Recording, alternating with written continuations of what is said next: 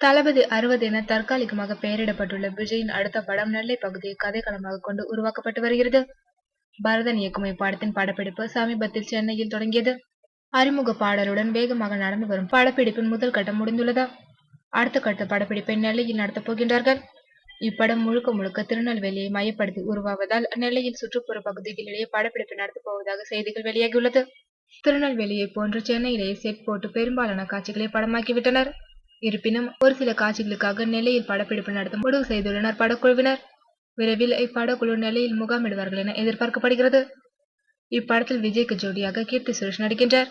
ரஜினி முருகன் என்ற ஒரு படம் ஹிட் ஆனதுமே இவர் விஜய்க்கு ஜோடியாக இருப்பது குறிப்பிடத்தக்கது. கத்தி படத்திற்கு பிறகு காமெடி நடிகர் சதீஷ் இப்படத்தின் மூலம் மீண்டும் விஜயுடன் இணைந்துள்ளார். மேலும் ஸ்ரீமான், டேனியல் பாலாஜி உள்ளிட்டோர் இப்படத்தில் நடிக்கின்றனர். படத்திற்கு சந்தோஷ் நாராயணன் இசையமைக்கின்றார். சுகுமார் ஒளிப்பதிவு செய்கின்றார்.